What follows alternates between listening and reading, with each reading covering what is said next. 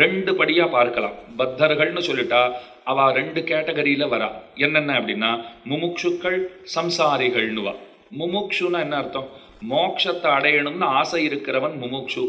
இப்ப நாம எல்லாம் முமுக்ஷுன்னு சொல்லலாமா? தெரியாது சுவாமி, நீங்க என்ன வேணா சொல்லிக்கோங்கன்னு சொல்லக்கூடாது. நீங்கள்லாம் முமுக்ஷுக்கள் அப்படின்னு நான் உறுதியா நம்புறேன். ஏன் முமுக்ஷுக்கள் அப்படின்னா, இப்ப இதை கேட்கணும்னு வந்திருக்கோம், இந்த கதைகளை கேட்கணும், திருப்பாவையை கேட்கணும்னு ஏன் வந்திருக்கோம்? இந்த திருப்பாவை கேட்கறதுனால ஒரு வருடத்துல நீங்கள் பெரும் செல்வந்தராக ஆகக்கூடும் அப்படின்னு ஏதாவது நிச்சயமா சொல்ல முடியுமா? அதெல்லாம் ஒன்றும் கிடையாது. சரி, திருப்பாவை நாம கேட்டுட்டோம்னு சொன்னா மேல மேல நல்ல நிகழ்ச்சிகளுக்கெல்லாம் நம்ம குடும்பத்துல குறைவே வராதுன்னு உறுதியா சொல்ல முடியுமான்னா அப்படிலாம் உறுதியா சொல்லவே முடியாது. அப்ப என்னத்துக்கு தான் சுவாமி நாங்க திருப்பாவை கேட்கறது? ஒரு பிரயோஜனம் கிடையாதா அப்போன்னா? நீங்களும் அப்படி சொல்ல மாட்டீங்க. இல்ல சுவாமி, ஒரு பிரயோஜனம் உண்டு. என்னன்னா ஆன்மாவிற்கு நல்லது. இன்னும் சுலபமான மொழியில சொல்லணும்னா போற கதிக்கு நல்ல கதிக்கு வழி, அவ்வளவுதான். போற வழிக்கு இது நல்லது செய்யாதா அப்படின்னு ஒரு கேள்வி கேட்கிறோம் இல்லையா? அப்படின்னா என்ன அர்த்தம்? அது ஆன்மாவிற்கு நன்மை பயப்பதுன்னு அர்த்தம். நம்ம எல்லாம் உறுதியா ஒரு விஷயத்தை நம்புறோம். உடனே வான்னு கூப்பிட்டா போறதுக்கு இப்ப யாரும் தயார் இல்லை. நானோ நீங்களோ யாரா இருந்தாலும் பெருமாள் என்ன சொல்றார்? திருப்பாவை இத்தனை ஆசையா கேட்டீங்களே, என்ன மும்முரமா உடம்பு முடிகிறதோ முடியலையோ ஒரு நாள் கூட விடாத நீங்கள்லாம் போனீங்கோ, உங்களுக்கு எத்தனை ஆசை என்கிட்ட, அதனாலே அன்றைய தினம் போகி திருக்கல்யாணம் ஆச்சுன்னு சொன்னா உங்களை அழைச்சின்னு போட்டோமான்னு பெருமாள் கேட்டாருன்னா நீ இப்படி சொல்லுவேன்னு தெரிஞ்சிருந்தா நான் போயிருந்திருக்கவே மாட்டேனேன்னு விடுவோம். ஏதோ அவர் சொல்றார், எங்களுக்கும் புரியுறா போல தோணித்து நல்ல பொழுதா போகுமேன்னு நாங்கள் ஆசாசையா போனா இப்படி அதுக்குன்னு 30ஆம் நாளே நீ தூக்கின்னு போயிடுவியோ? அதெல்லாம் வேண்டாம். இன்னும் ஒரு 30 சம்பத்சரம் திருப்பாவையை நல்லா கேட்டுட்டு நாங்கள் அப்புறம் வரோம் அப்படின்னு தானே நம்ம பதில் சொல்லுவோம். அப்ப ஏன் கேட்கிறோம்னால் உங்களுக்கெல்லாம் மோட்சத்துல ஆசை இல்லையானா? சுவாமி, ஆசை இல்லைன்னு யார் சொன்னா? கண்டிப்பா வேணும். ஆனா உடனடியான்னா தான் கொஞ்சம் நெருடலா இருக்கு. போறதை பத்தி கவலை இல்லை. உடனடியான்னா சில கடமைகள் எல்லாம் நாம இருப்பதாக நினைத்து கொண்டிருக்கிறோம். சில கடமைகளை நாம முடிச்சுட்டதா நினைச்சுட்டு இருக்கோம். இதுல வேடிக்கை என்னன்னா, எதையும் நாம தொடங்கவும் இல்லை, எதையும் நாம முடிக்கவும் இல்லை, எதையும் நாம முடிக்க போறதும் இல்லை. அது தானா நடக்கிற விஷயங்கள் தான். ஆனா நாம என்ன நினைச்சுட்டு இருக்கோம்? நாம தான் பண்ணிட்டு இருக்கிறதா ஒரு மாயையில இருக்கோம் இல்லையா? அப்ப என்ன சொல்லுவோம்? இன்னும் கொஞ்ச நாள் இருந்துட்டு வரணும், குழந்தைகளுக்கு ஒரு கல்யாணம் ஆகி பார்க்க வேண்டாமா, ஒரு பேரம்பேத்துகளை பார்க்க வேண்டாமா, அந்த பேரம்பேத்துகளுக்கு கல்யாணம் ஆக வேண்டாமா, கொள்ளு பேரம்பேத்துகளை பார்த்தா எத்தனை கௌரவமா சமுதாயத்தில் இருக்கும், அதை நான் பார்க்க வேண்டாமா, அந்த குழந்தைகள் வளர்ந்து கல்யாணமாகி இதெல்லாம் என்னைக்கு முடியுது இப்போ? அப்ப இருந்துட்டே இருக்கிறதுன்றதா நம்ம அபிப்பிராயமா இருக்கேன்னால் அப்ப நாம எல்லாம் பத்தர்கள், இங்கே கட்டுண்டு கிடப்பவர்கள். ஆனா முமுட்சுக்கள்னு சொல்லலாம். எப்படின்னா மோட்சம் வேணும் தான், கொஞ்சம் மெதுவா கொடுக்கட்டும். ஆனா ஒன்னு உறுதியா சொல்றோம், அடுத்த பிறவி நமக்கு வேண்டாங்கிறோம். அதுல உறுதியா இருந்துடணும்.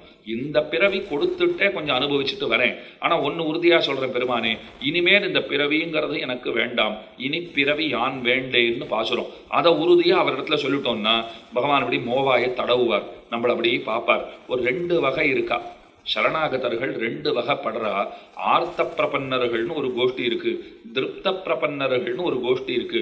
ஆர்த்த பிரபன்னர்கள்ல விரலை விட்டு என்ற அளவுக்கு மக்கள் இருக்கா. திருப்த பிரபன்னர்கள் எண்ணி முடிக்காத அளவுக்கு அந்த மனிதர்கள் இருக்கிறார்கள். அது என்ன? ஆர்த்த பிரபன்னர், திருப்த பிரபன்னர். ஆழ்வார்கள் பாருங்க, கூவிக்கொள்ளும் காலம் இன்னும் குறுகாதோன்னு பாசுறோம். சீக்கிரமா எடுத்துக்கோன்னு கதறிண்டே இருப்பா. யாரோ போயிட்டார் அப்படின்னு ஆழ்வார் இடத்துல சொன்னா அவர் ஓன்னு அழுவாராம். போயிட்டவருக்காக அழறான்னா அவரெல்லாம் கண்ணுக்கு தெரிஞ்சிருக்கு, பெருமானுக்கு என்ன தெரியாதான்னு அழறேங்கிறார். அழறது எதுக்குன்னு பாருங்க, அவரெல்லாம் கண்ணுக்கு தெரிஞ்சிருக்காரு, அவரை வச்சிருக்கூடாதா, என்ன தூக்கின்னு போயிருக்கலாமே அப்படின்னு அழறார் ஆழ்வார். அவர் சீக்கிரம் போகணும்னு கதறவா இருக்கா பாருங்க, அவர்கள் ஆர்த்த பிரபன்னர்கள். இனிமே இந்த கொடு உலகத்திலே இருக்க முடியாது, இப்பவே போகணும்னு துடிக்கிறவா. திருப்த பிரபன்னர்கள் நாம தான். நாம எல்லாம் என்ன சொல்லுவோம்? வந்தாச்சு இருந்துடுறோம். இப்போ சில இடங்களுக்குலாம் குழந்தைகளை இந்த அம்யூஸ்மெண்ட் பார்க்குன்னெலாம் வச்சிருப்பா, அங்கெல்லாம் அழைச்சிட்டு போவோம். போனோன்னா ஒன்றும் பெருசா இருக்காது. நம்ம என்னென்னமோ எதிர்பார்த்துன்னு அங்கே போயிருப்போம். டிக்கெட்டெல்லாம் வாங்கிட்டு போயாச்சு. தலைக்கு 2725 ரூபாய் அப்படின்னு போட்டிருப்பா.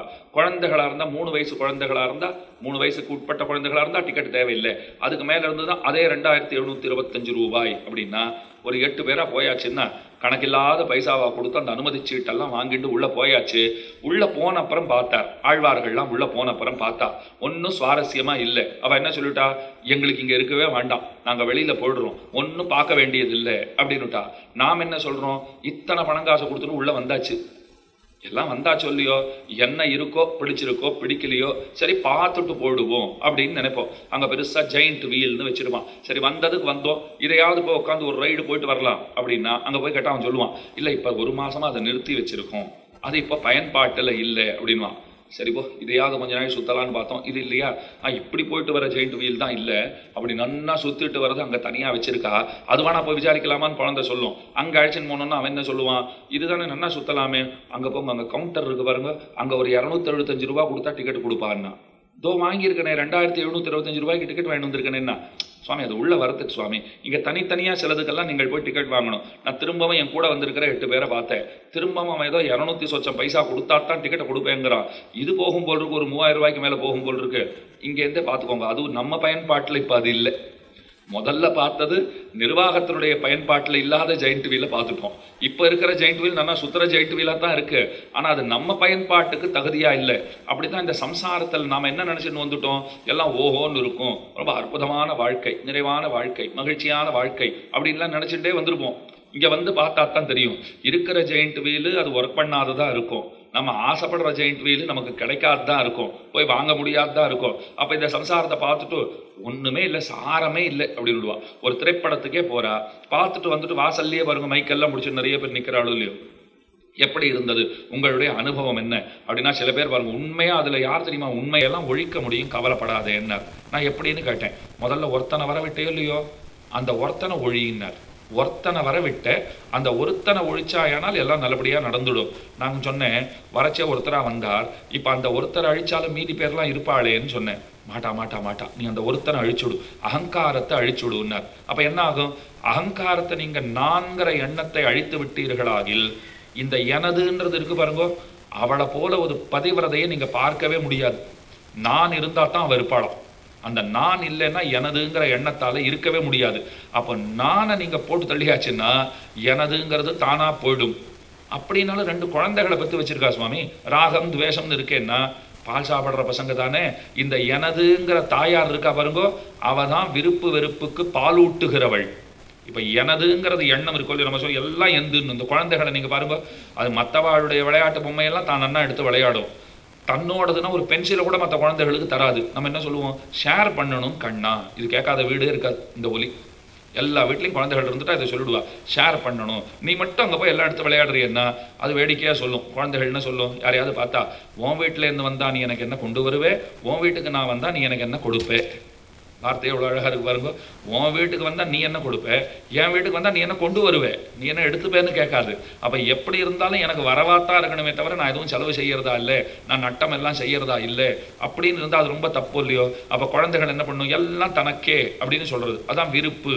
அதே போல வெறுப்பு வேற யாராவது எடுத்துன்னா அந்த வெறுப்பு நீ ஏன் ஏற்படுறதுன்னா எனதுங்கிற எண்ணம் இருக்கிறதுனால தானே. இந்த ஸ்கூட்டர் என்னோடது, இந்த கார் என்னோடது, இந்த பைக் என்னோடது, ஏதோ ஒன்று சொல்றது குழந்தை, அது என்னோடது எனதுங்கிற எண்ணம் இருக்கிறதுனால ஒரு விருப்பு இருக்கு. அதை வேற குழந்தை எடுத்துட்டு கொடுத்தனா ஒரு வெறுப்பு வருது இல்லையோ. அந்த வெறுப்பு வருவதற்கு காரணம் என்ன, அந்த எனதுங்கிற எண்ணம் அப்படின்னு. ஏன்னா முக்தர்கள் இங்க வந்து பிறந்தவாதான் முன்னெல்லாம், அப்புறம் தான் மோட்சம் கிடைச்சிருக்கு. அப்போ ஒரு காலத்துல அவளுக்கு அகங்கார மமகாரங்கள்லாம் இருந்திருக்கு, அங்க போயிட்டா, அதெல்லாம் கழிய பெற்று அங்கே போய் சேர்ந்தாயிற்று. இப்ப அகங்கார மமகாரங்கள் இல்லை. இது ஒண்ணு பார்த்தாச்சா.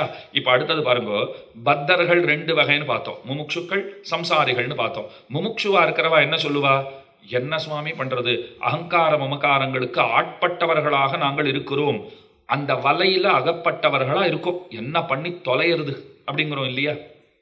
சில சந்தர்ப்பங்கள்ல நாமே சில பேர்ல ரொம்ப கோபமா அகங்காரத்தோட பேசிடுவோம். அப்புறம் நமக்கே தோன்றும் இப்படி பேசி இருக்க வேண்டாமோ என்னமோ. அவர்கிட்டயே நம்ம ரொம்ப நெருக்கமானவாளா இருந்தா என்ன சொல்லுவோம், ஒன்றும் மனசுல வச்சுக்காதப்பா, என்னன்னு தெரியல நேற்று அப்படி நான் பேசி இருந்திருக்க கூடாதுதான், நீ அப்படி பண்ணியா, ஒரு சின்ன விஷயம் தான் நீ பண்ணது, இருந்தாலும் நான் கொஞ்சம் அதிகமாவே கோபப்பட்டுட்டு ஒரு உரிமையில ஒன்றை கத்துட்டேன், நீ எதுவும் மனசுல வச்சுக்காத, கொஞ்சம் இந்த மாதிரி பேசிட்டாரேன்னு மனசுல வச்சுக்காது. நமக்கு ரொம்ப அதனால ஒரு வருத்தம் ஏற்படும். அவரும் ரொம்ப பண்பாளராக இருந்தால் அவர் என்ன சொல்லுவார், கையை பிடிச்சி, சுவாமி நீர் தானே சுவாமி சொன்னீர், அதனால என்ன சுவாமி, எல்லாம் பெரிய ஆசீர்வாதம் தான், நான் ஒன்றும் உங்களை தப்பாவே நினைச்சுக்கல, உங்களை தப்பா நினைச்சுட்டேன்னா அப்புறம் எனக்கு என்ன இருக்கு அப்படின்னு அவர் ஒரு பதில் சொன்னா நாம் அப்படியே உருகி போடுறோம். அப்ப இன்னும் நமக்கு பச்சாத்தாபம் ஏற்படும், ஐயோ இப்படிப்பட்டவரை போய் அப்படிலாம் வார்த்தை சொல்லிட்டோமே அப்படின்னு நினைக்கிறோம் இல்லையா.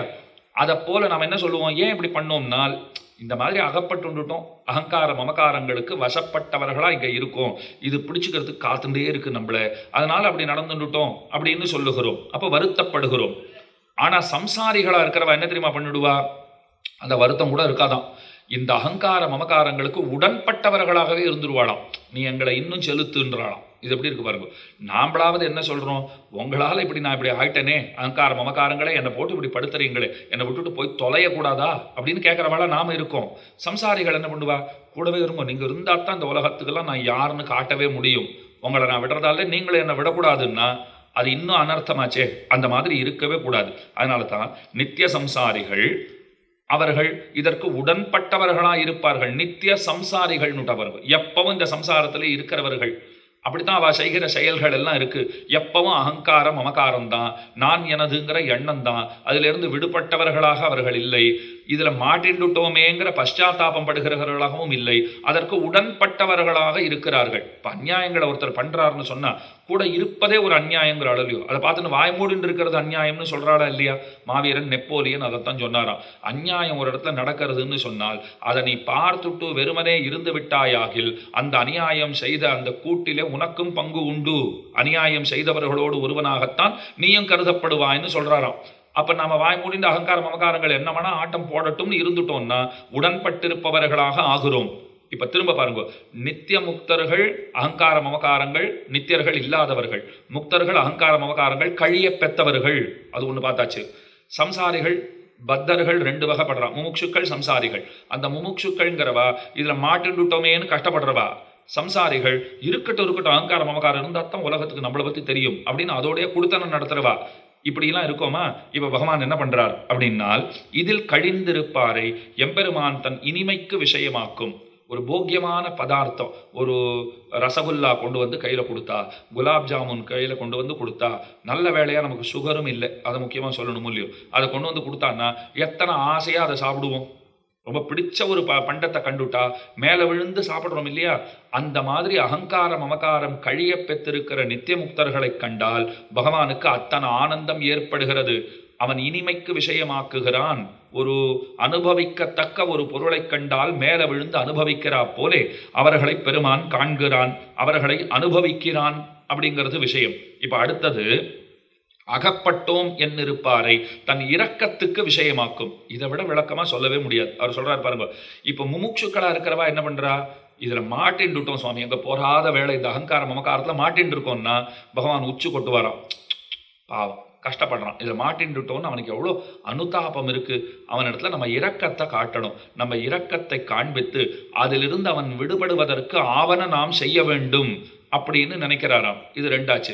இப்ப சில பேர் எப்படி இருக்கா, சில பேர் இல்லை பல பேர் எப்படி இருப்பா, அகங்கார மமகாரங்களோடு உடன்பட்டிருப்பவர்கள்.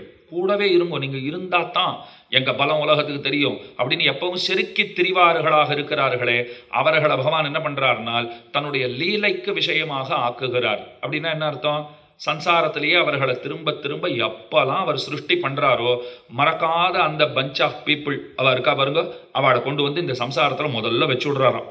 நீங்க இங்கேயே இருக்கிறதுக்கு தான் லாய்க்கு, தயவு பண்ணி வேற எங்கேயும் போயிடாதீங்க. யாரோ ஒரு ஆச்சாரியர் ஒரு ஊருக்கு போயிருந்தார். அந்த ஊருக்கு போன போது ஊர் மக்கள்லாம் அவரை பார்க்கவே வரலை. யாரோ ஒருத்தர் ரெண்டு பேர் கூட வரலை. அவர் ஊர்ல 5-6 நாள் தங்கியிருக்கார். பார்க்கறதுக்கு யாருமே வரலையே, நம்ம உபதேசம் எல்லாம் பண்ணலாம்னு வந்தோம், திருவாராதனம் எல்லாம் பண்ணி தீர்த்த பிரசாதம் எல்லாம் கொடுக்கலாம்னு நினைச்சிட்டு இருந்தோம். நிறைய புளியோதரை சக்கரை பொங்கல் எல்லாம் பண்ணி வச்சு வாங்கிக்கிறதுக்கு ஒருத்தரும் வரமாட்டேங்கிறா, உபதேசம் கேட்கவும் ஒருத்தரும் வரமாட்டேங்கிறா. 5-6 நாள் ஆச்சு. அந்த ஊரை விட்டுட்டு ஆச்சாரியன் கிளம்ப வேண்டிய காலம் வந்துடுத்து. அவர் என்ன பண்ணார், சிஷியர்களை கூப்பிட்டுட்டு 5-6 நாள் தங்கியிருந்தேன்ப்பா, எல்லாரும் வருவான்னு எதிர்பார்த்தேன், யாரும் வரல.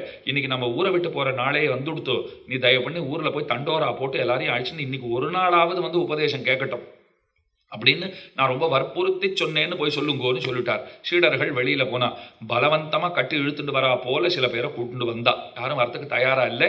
அந்த கிராமத்துல யாருக்கும் பெருசா இந்த சத்சங்கத்தெல்லாம் ஈடுபாடே இல்லைன்னு வச்சுக்கோங்க. ரொம்ப பலவந்தமா அழிச்சுன்னு வந்தா எப்படி வருவா? அந்த மாதிரி ஒரு 40-50 பேர் வந்துட்டா. கடைசியில் சொல்லுங்க சுவாமி, என்ன சொல்லணுமோ சீக்கிரம் சொல்லுங்க, எங்களுக்கெல்லாம் ஏகப்பட்ட வேலை கிடக்கு அப்படின்னா அவர் புரிஞ்சுனுட்டார். இஷ்டமே இல்லைன்னு புரிஞ்சுனுட்டோம். சரி, உங்களுக்கெல்லாம் ஒரு ஆசீர்வாதமாவது பண்ணிட்டு போகணும்னு எனக்கு ஆசை. உங்களிடத்திலே நான் என்ன ஆசையை சொல்லுகிறேன் தெரியுமா? நீங்கள் எல்லாம் சௌக்கியமாக இருக்க வேண்டும். சௌக்கியமா இதே ஊரிலே நீங்கள் இருக்க வேண்டும். இந்த ஊரை விட்டுட்டு வெளியில போய் கஷ்டப்படுறதெல்லாம் உங்களுக்கு வேண்டாம். இந்த ஊர்ல நீங்கள் சௌக்கியமாக இருந்து கொண்டு எப்போதும் இன்புற்று வாழ்க அப்படின்னு ஆசீர்வாதத்தை பண்ணிட்டு பிரசாதத்தை கொடுத்துட்டு கிளம்பிட்டார். பக்கத்து ஊருக்கு போனார். அந்த ஊர்ல தடபுடலான வரவேற்பு. ஊர் மக்கள் அத்தனை பேரும் இவரை விட்டா நமக்கு கதி இல்லைங்கிற போல இவர் திருவடிகளை பிடிச்சுட்டே உட்கார்ந்து இருந்தா. ராத்திரி போய் படுத்துக்கிறதுக்காக வீட்டுக்கு போங்கன்னா இங்கே தான் படுத்து போகணுட்டா. சுவாமி உம்மை விட்டு போறதா இல்லை, இந்த லாபம் எங்களுக்கு கிடைக்குமா, 5-6 நாள் எங்களோட தங்கி இருக்க போறேன்னு சொல்லியிருக்கீர், உங்களை விட்டு நகர்றதாவே இல்லை. உபன்யாசங்கள் பண்ணும் போதெல்லாம் மொத்த பேரும் இருந்திருக்கா, தீர்த்த பிரசாதம் கொடுக்கும் போதெல்லாம் மொத்த பேரும் இருந்திருக்கா. கடைசியில் ஊரை விட்டு கிளம்புற நாள் வந்தது இல்லையோ, இப்போ எல்லாருக்கும் அனுகிரக பாஷணம், கடைசியில் ஒரு ஆசீர்வாதம் சொல்லணும் இல்லையோ. அவர் என்ன தெரியுமா சொல்றார், இந்த ஊர் மக்களுக்கு நான் என்ன ஆசிகளை சொல்லுகிறேன்னால், அத்தனை பேரும் சௌக்கியமாக இருங்கோள். அந்த ஊர்ல சொன்ன அதே வார்த்தை தான், அத்தனை பேரும் சௌக்கியமாக இருங்கோள். நீங்கள் எல்லாம் இந்த ஊரிலேயே தங்கி விடாமல் பல இடங்களுக்கு பரவி செல்லுங்கள். குடும்பத்தெல்லாம் பத்தி கவலைப்படாதீங்கோ. குடும்பத்தை விட்டுட்டு போகணும்னா கூட வெளியில போங்கோ. நன்னா வெளியூர்கள்லாம் போய் நன்கு பரவி வாழுங்கோள். இந்த ஊரே கத்தின்னெல்லாம் இருந்துடாதீங்கோ. வெளி உலகத்தை பாருங்கோ, வெளியிலே சிதறி போய் வாழுங்கோள் அப்படின்னார். இது ஆசீர்வாதமாவே தெரியலையே. வெளில போய் கஷ்டப்படுங்கன்றாரு, இந்த ஊர்லயே சௌக்கியமா இருங்கோன்னா தானே நன்னா இருக்கு. நான் அன்னைக்கு கூட ஒரு நாள் சொன்னேன், இப்பவும் நம்ம ஊருக்கு போறோம்னு சொன்னால் அந்த ஊர் எல்லைக்கு போச்சவே நமக்கு ஒரு மகிழ்ச்சி ஏற்படுறதா இல்லையா. ஆக நம்ம மண்ணம் மிதிச்சாச்சு, நம்ம ஊருக்கு வந்துட்டோம். அப்ப என்னதான் வெளியூர்ல நமக்கு பரம சௌகரியம் பரம சுகம் எத்தனை கிடைச்சாலும், ராமனே அதை சொல்றாரு பாருங்க, என்னதான் வெளியில எல்லாமே கிடைத்தாலும் சில விஷயங்களுக்கு மற்றவை ஈடாகவே செய்யாது. நம்ம தாய்க்கு ஈடாக இன்னொருத்தரை நம்மளால காட்ட முடியாது, நம்ம ஜென்மபூமிக்கு ஈடாக இன்னொருத்தரை நம்மளால காட்ட முடியாது. நம்ம மனிதர்கள், நம்ம சமுதாயம், நம்முடைய கலாச்சாரம், நம்முடைய பண்பாடு, இப்படி எதை எடுத்துட்டாலும் ஒரு வேட்டியோ புடவையோ கூட உங்களுக்கு பழக்கப்பட்ட போச்சு அப்படின்னா திரும்ப திரும்ப அதை உடுத்திக்கிறதுக்கு தான் மனசு நம்மை அந்த இடத்துல உந்தி தள்ளும். அன்னைக்கு அந்த வேட்டி உடுத்திண்டேன், நல்லா கனக்கச்சிதமாக வந்தது. வீட்டில் இருக்கிறவன் என்ன சொல்ல, ரொம்ப சுமாராக இருக்கேன்னா, ஆமாம் நல்ல வேட்டி உடுத்துட்டா சரியாக வரமாட்டேங்கிறது, சுமாரான வேட்டி நன்னா வருது, எனக்கு பிடிச்சிருக்கு விட்டுடு சொல்கிறோமா இல்லையா. அப்போ பழக்கப்பட்டதாக இருந்ததுன்னா அதை விடுறதுக்கே மனசு இல்லை. இப்போ குரு என்ன சொல்லிட்டு இருக்கார், நீங்கள் ஊரெல்லாம் விட்டு செதறி போங்கோ, இங்கேயெல்லாம் இருக்காதீங்கோ, குடும்பத்துலேருந்து எல்லாரும் ஒரு ஒரு பக்கமாக பிரிஞ்சு போங்கன்னு சொல்கிறாரு. இது ஆசீர்வாதம் மாதிரியே தெரியலையே, சாபம் மாதிரி தெரியுது. இன்னொன்று, இதெல்லாம் நீங்கள் போன ஊரில் சொல்லியிருக்கணும், ஒரு பய கண்டுக்க வரவே இல்லை. ஒரு சீடர் போய் குருவன்ட்ட காதில் சொல்கிறார், போன ஊரில் சொல்ல வேண்டிய வாழ்த்தொலி எல்லாம் இந்த ஊரில் சொல்லிட்டு இருக்கீர், இந்த ஊரில் சொல்ல வேண்டிய வாழ்த்தொலி எல்லாம் அந்த ஊரில் சொல்லிட்டு வந்திருக்கீர், வயசானதுனால ஏதாவது அப்படின்னார். குரு சொன்னார், அதெல்லாம் நான் நன்னாத்தான் இருக்கேன், நான் எப்போ போவேன் நீ எப்போ உட்காரணும்னு பார்த்துட்டு இருக்க போல் இருக்கு, அதனால இப்படி கேட்டுட்டு இருக்கேன், நான் எல்லாம் சரியாத்தான் சொல்லியிருக்கேன்னார். ஒன்றும் சரியா சொன்ன மாதிரி தெரியலையே சுவாமின்னா. அப்படி இல்லைப்பா, நான் சொன்னதுல ஒரு சூக்ஷ்மம் இருக்கு. போன ஊர்ல இந்த நல்ல விஷயங்கள்லாம் ஈடுபாடு இல்லாதவர்களாக அவர்கள் இருந்தார்கள். அவள்லாம் வெளியில போகாத ஊருக்குள்ளேயே இருக்கிறது தான் நல்லது. ஏன்னா வெளியில போனான்னா தங்களை போல மற்றவர்களையும் கெடுத்து விடக்கூடிய சூழல் அதிகம், அந்த வாய்ப்பு அதிகம். அதனால ஒரு கிராமம் கெட்டு போயிருக்கா, அதை அப்படியே விட்டுடு, பார்த்துக்கலாம், பின்னாடி அதை சரி பண்ணிக்கலாம். ஆனா அந்த மக்கள் வெளியில போயிட்டான்னு சொன்னா மற்ற ஊர் மக்களையும் தங்களை போல ஆக்கிடுறதுக்கு வாய்ப்பு இருக்கு. இப்ப இந்த ஊர்ல பார், நான் சத்விஷயம்னா ரொம்ப ஆர்வமாக வந்தார்கள், பூஜைகளிலே பங்கெடுத்து கொண்டார்கள், தீர்த்த பிரசாதங்களை ரொம்ப வாஞ்சையாக பெற்று கொண்டார்கள், சத் சங்கத்தை எழுந்து போகாத அனுபவித்தார்கள், இந்த இடத்தை விட்டு போறதுக்கே தயாரா இல்லை, ராத்திரி வேளையில கூட நம்ம கூடவே தான் தங்கி இருந்தார்கள். இந்த மக்கள் வெளியில போனான்னு வச்சுக்கோங்க, இந்த பண்பாட்டையும் கலாச்சாரத்தையும் போகிற இடத்துல அவர்கள் விதைப்பார்கள். அது வேரூன்றி விதைக்கப்பட்டதுன்னு சொன்னால் அதுக்கு மேல அது விருட்சமாக வளர்ந்ததென்னால் ஓரோரு ஊரும் இந்த ஊரை போல ஆக்கவல்ல சாமர்த்தியம் இவர்களிடத்துல இருக்கிறது.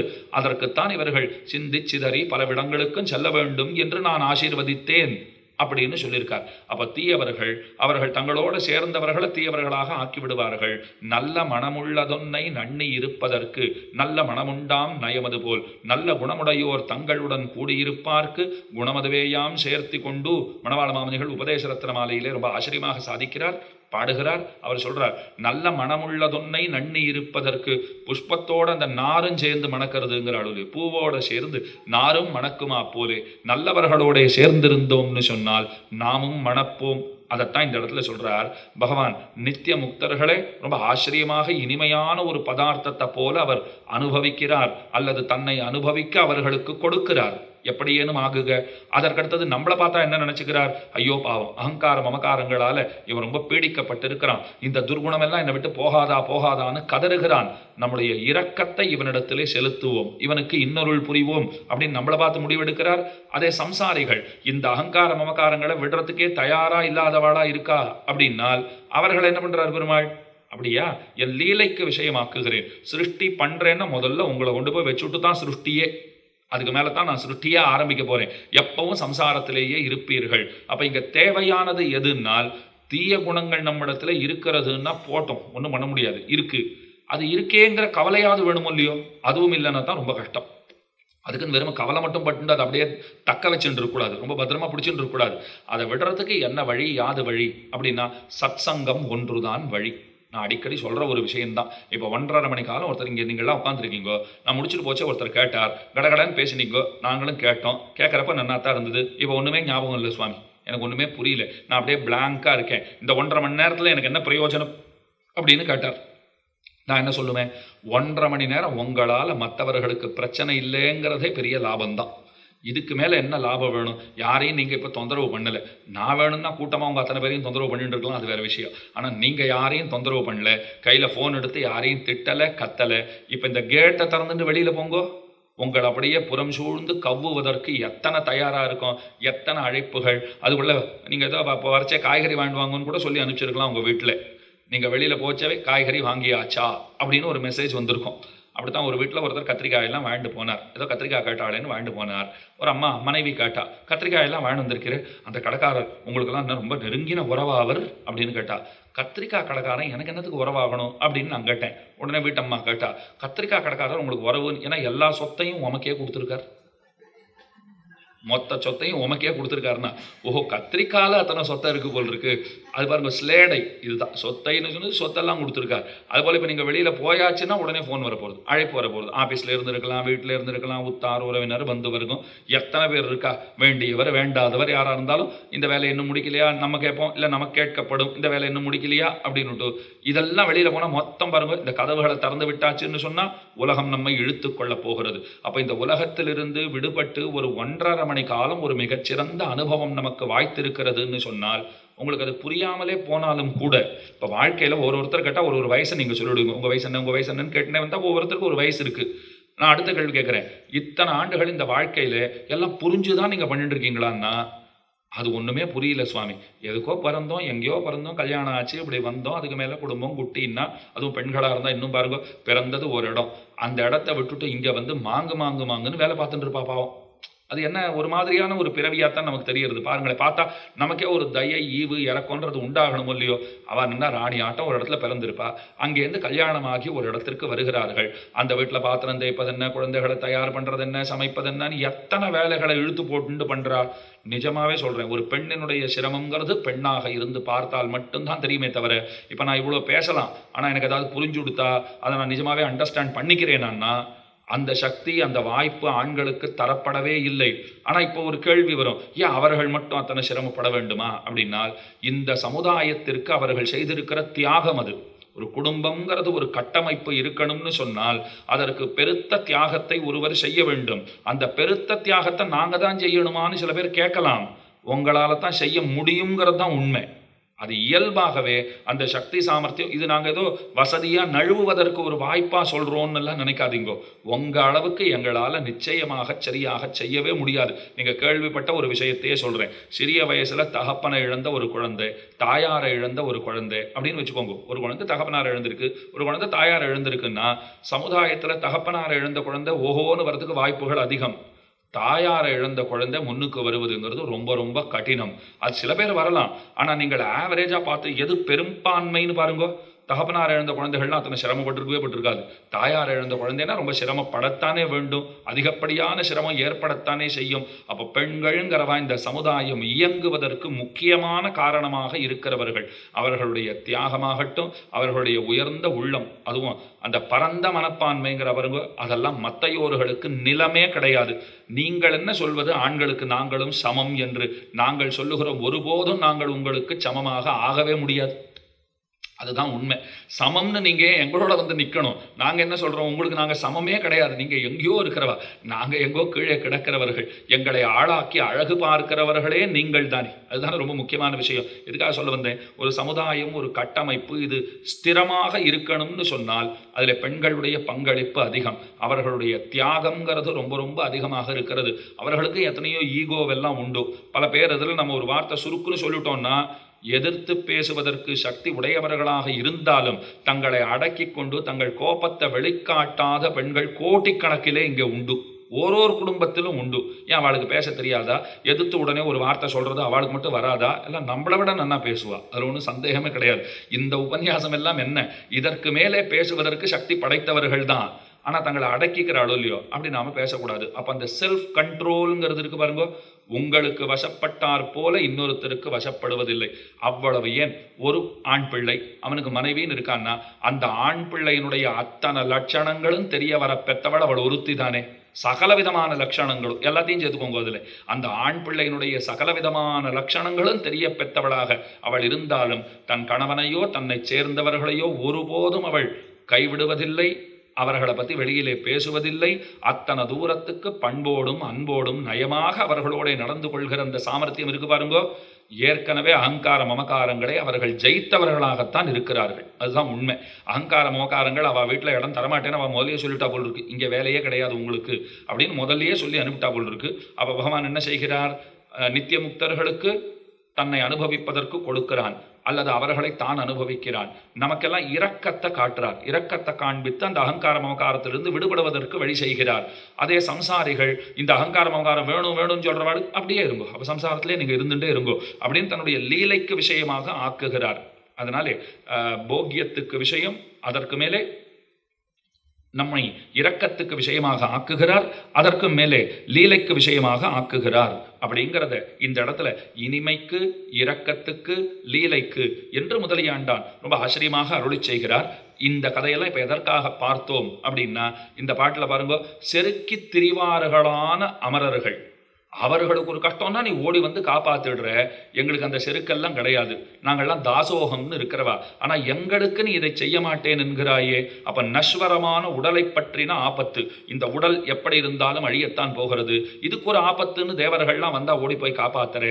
நாங்கள் அழியாத ஆன்மாவிற்காக கவலைப்படுகிறோம், எங்களுக்கு நீ அனுகிரகத்தை செய்ய மாட்டேன் என்கிறாயே. முன் சென்று கப்பந்தவிற்கும் கலியே துயிலெழாய், கலியே மிடுக்கை உடையவனேன்னு அர்த்தம். சம்பிரதாயத்தில் கலியன்னு யாருக்கு பேர் தெரியுமா? திருமங்கை ஆழ்வாருக்கு பெயர்.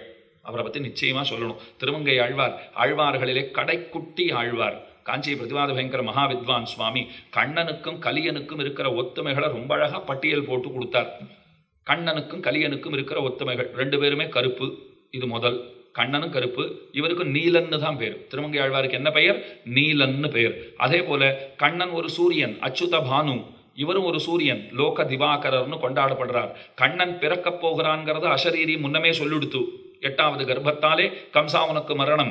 எந்த சகோதரியை தேர்ல உட்கார்த்து வைத்துக் கொண்டு ஒய்யாரமா அழிச்சுன்னு போயிட்டு இருக்கியோ அவளுக்கு உண்டாக போகிற 8வது கர்ப்பத்தாலே உனக்கு மரணம்னு அசரீரி சொல்லித்தா சொல்லலையா? அதே போலத்தான் திருமங்கை ஆழ்வார் பிறக்க போறாருங்கிறத நம்ம ஆழ்வார் முதலியே சொல்லிட்டார். பொலிக பொலிக பொலிக போயித்து வல்லு இச்சாபம் நலியும் நரகமும் நைந்த நமனுக்கு இங்கு யாதொன்னும் இல்லை, கலியும் கடும் கண்டுகொண்மின் கடல் வண்ணன் பூதங்கள் மண்மேல் மலிய புகுன் திசைப்பாடி ஆடி ஒளிதர கண்டோம் அப்படின்னு 5ஆம் பத்துல பாடி வச்சிருக்கார். முதற்கவி ஆழ்வார் கேட்டார், யாரை பத்தி சொல்றீர்னு கேட்டார். திருமங்கை ஆழ்வார் பிறக்க போறார், ராமானுஜர் பிறக்க போறார், சம்பிரதாயம் தழைத்தோங்கி வளரப்போகிறது. அப்ப அசரீரி கண்ணன் பிறக்க போறாங்கிறத முன்னமேயே சொன்னா போலே திருமங்கை ஆழ்வார் பிறக்க போறாருங்கிறத முன்னமேயே நம்ம ஆழ்வார் சொல்லி இருக்கிறார். அடுத்தது வேடிக்கையா சொன்னார் காஞ்சி மகாவித்வான் சுவாமி. இப்ப பாருங்க, கண்ணனுக்கு அவன் கூட இந்த களவாடுறதுக்கு சாமர்த்தியமான நண்பர்கள் நிறைய பேர் இருந்தா. அந்த நண்பர்களெல்லாம் வச்சுட்டு தானே வெண்ணை திருடுறது இதெல்லாம் அவர் பண்ணியிருக்கார். திருமங்கை ஆழ்வாருக்கு அந்த மாதிரி 4 பேர் இருந்தா. நீர்மேல் நடப்பான், நிழலில் ஒதுங்குவான், தாழூதுவான், தோலா வழக்கன். இந்த 4 பேர்ல ஒருத்தர் என் கூட இருந்தா கூட இந்த உலகத்தையே நான் வாங்கிடுவேன் தெரியுமா? இன்னும் 4 பேர் இருந்தால் நம்மளை கையிலேயே பிடிக்க முடியாது. எப்பேற்பட்ட நண்பர்கள். நீர்மேல் நடப்பான்னா ஜலத்தை கடந்து அந்த பக்கம் போய் ஒரு பெரிய தனத்தை கொள்ளை அடிச்சுட்டு வரணும் அப்படின்னால் படகு இல்லை, ஓடம் இல்லை, ஒண்ணுமே இல்லை. எப்படி போறது? ரொம்ப ஆழமான நீர்நிலை. நடந்தே போறேன் நானா ஒருத்தன். கூட இருக்கிறவன் பாருங்க, நான் நடந்து போய் எடுத்துன்னு வந்துடுறேன், எனக்கு தண்ணிக்கு மேலே நடக்கிறதுக்கு சக்தி படைத்திருக்கிறேன் நான் அப்படின்னு அந்த ஒரு சித்த புருஷன் அவன். அவன் ஏதோ திருடர்கள் நம்ம சாதாரணமாக சொல்றோம் இல்லையோ, அப்படி கிடையாது. ஒரு உயர்ந்த நோக்கத்திற்காக திருடுகிறவர்கள். என்ன சுவாமி திருடுறதுல அதில் உயர்ந்த நோக்கம் வேறையான்னு நீங்க கேட்கலாம். அடியவர்களுக்கு அன்னமிடுகைங்கிற உயர்ந்த நோக்கம். அதற்காக தங்ககிட்ட இருக்கிற பணத்தை எல்லாம் செலவு பண்ணா, அதுக்கு மேல பணம் இல்லை, இருக்கிறவங்கிட்ட பிடுங்கி கொடுத்தா, அதைத்தான் அவர்கள் செய்தார்கள். அப்ப உயர்ந்த நோக்கத்துக்காக. உடனே நீங்க இப்படி கேட்கக்கூடாது, இதுனா அந்த காலத்து கம்யூனிசமா ஏதாவது அந்த மாதிரி வா பேசியிருக்காளே அப்படின்னு நீங்க கேட்கக்கூடாது. இது உயர்ந்த நோக்கம், பகவானாகிற தத்துவம். பாகவதர்கள் அவர்களுக்கு அன்னமிட வேண்டும், அதற்கு கொள்ளையடித்தாகிலும் அன்னமிட வேண்டும். தனி ஒரு மனிதனுக்கு உணவில்லை எனில் சகத்தினை அழித்திடுவோம்னு பாரதியார் பாடினா போலே. அன்னைக்கே சொன்ன உபநிஷத்து சொல்றது, பக்கத்து வீட்டுக்காரங்கிட்ட கேட்டு வாங்கி கொடு, அவன் தரலையா திருடியாவது கொடுங்கிறது. எப்படியாவது ஒன்று நல்லதுக்கு பயன்பட வேண்டும். அது என் தனமா இருந்தானே, உங்க தனமா இருந்தானே, அது நல்லதுக்கு பயன்பட வேண்டும். இதை நீங்க கேட்டுட்டு வெளியில போனீங்கோ, யாரோ ஒருத்தர் பிச்சைக்காரர் வந்து பக்கத்துல வந்து கையேந்தினார், உடனே பக்கத்துல இருக்கிற ஒரு பாக்கெட்ல இருந்து ஒரு 500 ரூபாய் அப்படியே எடுத்து அந்த தட்டில் அப்படியே போட்டுட்டோம்.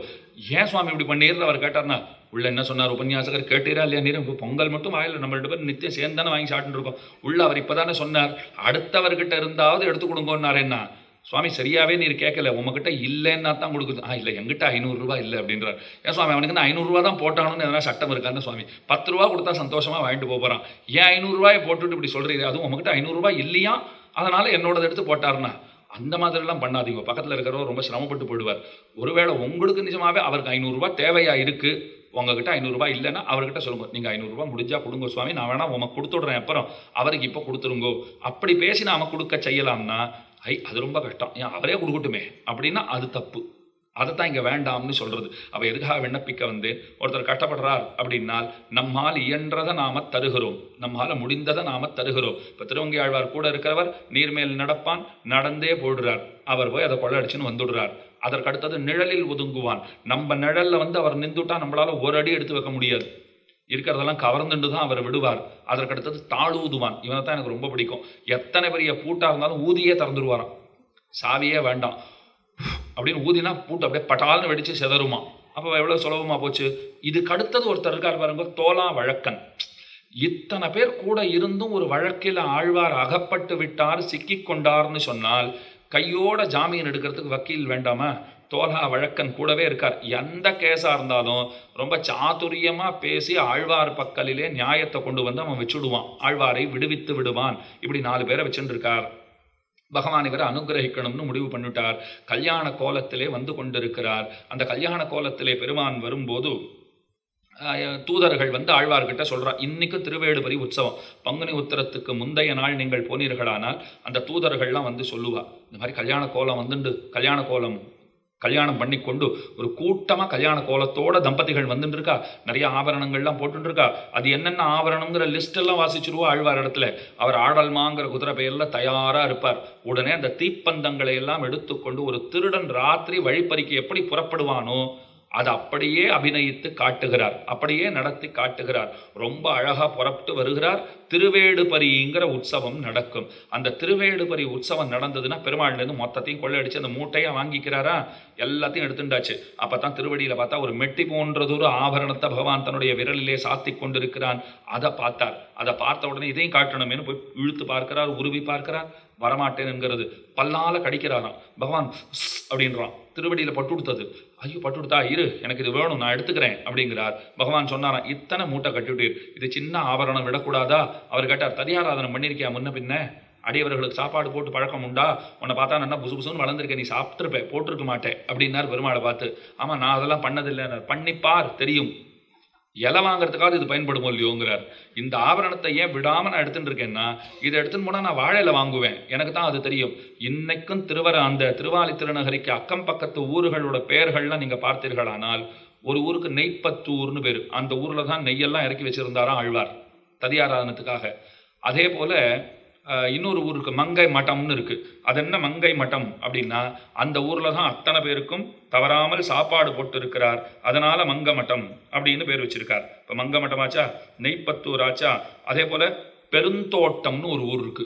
அது என்ன பெருந்தோட்டம்னா, காய்கறிகள்லாம் வேணுமே, அதுக்காக அவரே ஒரு பெரிய தோட்டத்தை ஏற்படுத்தி அங்க நிரந்தரமாக காய்கறிகள் எல்லாம் கிடைப்பதற்கு வசதி செய்திருந்தார். ஏன்னா ஒரு நாளும் ஆயிரக்கணக்கான பேருக்கு போடணும் இல்லையா.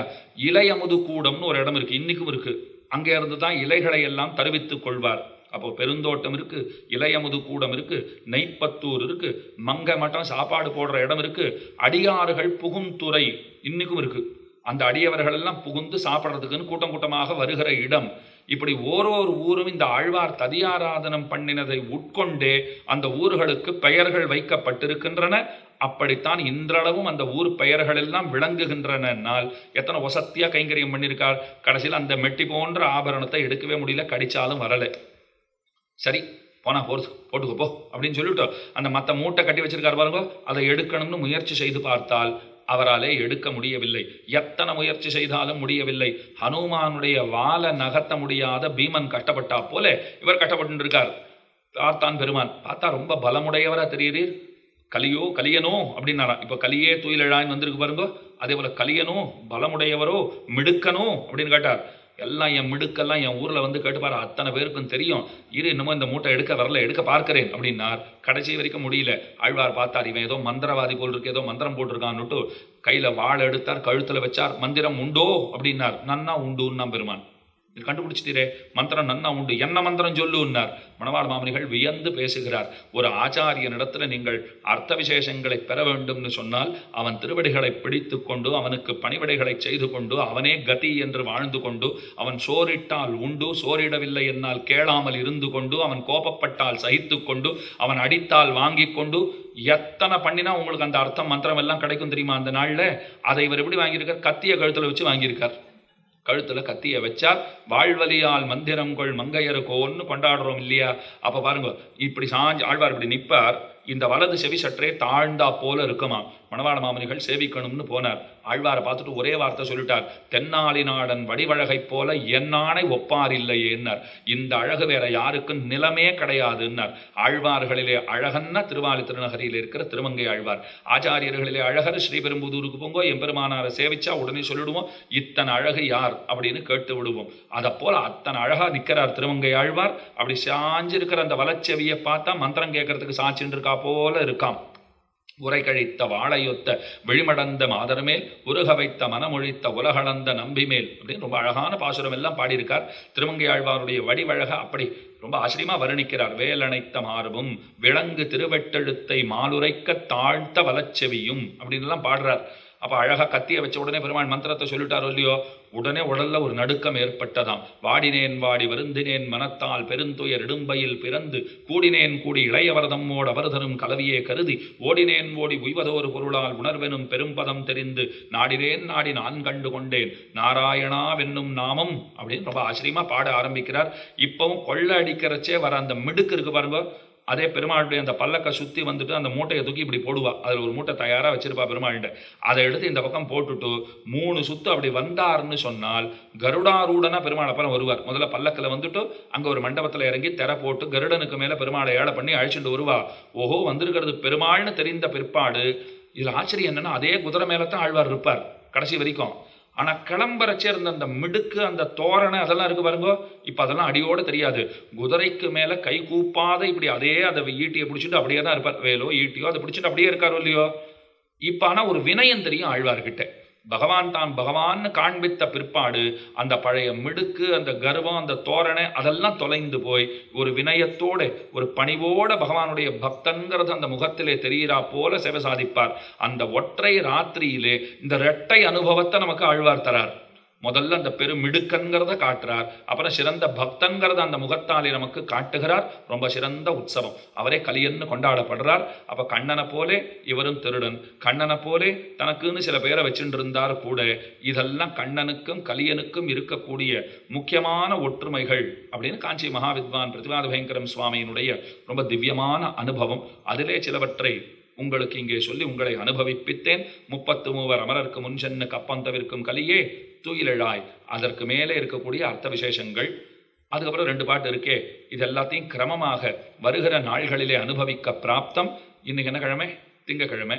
அடுத்த திங்கக்கிழமை வரைக்கும் நம்மகிட்ட அவகாசம் இருக்கு இல்லையா? மார்கழி மாதம் அடுத்த திங்கக்கிழமை வரைக்கும் இருக்கிறதுனாலே நீங்கள் அனைவரும் தவறாமல் வந்திருந்து நடத்தி தர வேணுமாய் பிரார்த்தித்து கொண்டு கேட்டின்புற வேணுமாய் கேட்டுக்கொண்டு அமைகிறேன் அடியேன். இன்றைய பாசுரத்தை அனைவரும் சேர்ந்து அனுசந்திக்க பிரார்த்தனை. அங்கண்மாஞாலத்தரசர் அபிமானபங்கமாய் வந்து நின் பள்ளிக்கட்டிற்கீழே சங்கமிருப்பாறு போல் வந்து தலை பெய்தோம் கிங்கிணிவாய்ச் செய்த தாமரை பூ போலே செங்கண் சிரிச்சிறிதே எம்மேல் விழியாவோ திங்களும் ஆதித்யனும் எழுந்தாறு போல் அங்கன் 2 கொண்டெங்கள் மேல் நோக்குதியேல் எங்கள் மேல் சாபம் இழிந்தேலோ ரெம்பாவாய். ஸ்ரீமத்தியை கோதாயே நமः. ஆழ்வார் எம்பெருமானார் ஜீயர் திருவடிகளே சரணம்.